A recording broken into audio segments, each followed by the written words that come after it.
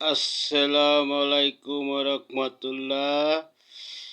জনতার খবর চ্যানেল হতে কিছু কথা বলার জন্য একটি ভিডিও বানাতে বসলাম। বিষয়টা হলো, বিগত সরকারের আমলে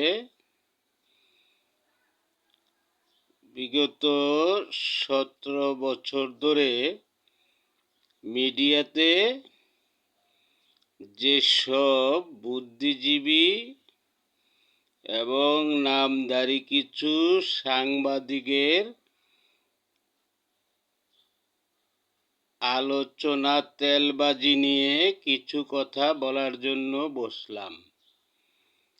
যেমন সাংবাদিক পরিচয়ে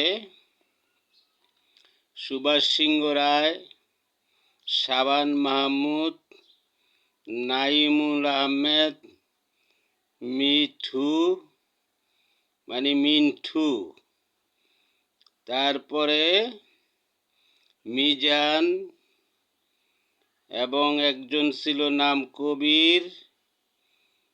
এমন একটি গ্রুপ ছিল, তারা বুদ্ধিজীবী সেজে গিয়েছিল নাপ্তামি করতে করতে, এবং তাদের কারণেই শেখ হাসিনা ফ্যাসিস্ট হয়ে দাঁড়িয়েছিল। তারা আমাদেরকে নতুন করে ইতিহাস শিখাইতো। যাদের বয়স 71-এর পরে জন্ম, তারা 71 নিয়ে কথা বলতো, এবং ওই শেখ হাসিনা আমলা নির্ভর হয়ে গিয়েছিল। আর মিডিয়ার কিছু নামধারা সাংবাদিকের মাধ্যমে তেলবাজিতে এসে খুবই ওস্তাদ হয়েছিল, তাই ফ্যাসিস্ট হয়ে গিয়েছিল। তারপরে তার তো অবস্থা, এখন দেশবাসী দেখছে সে এখন দেশ ছেড়ে পালিয়ে গিয়েছে।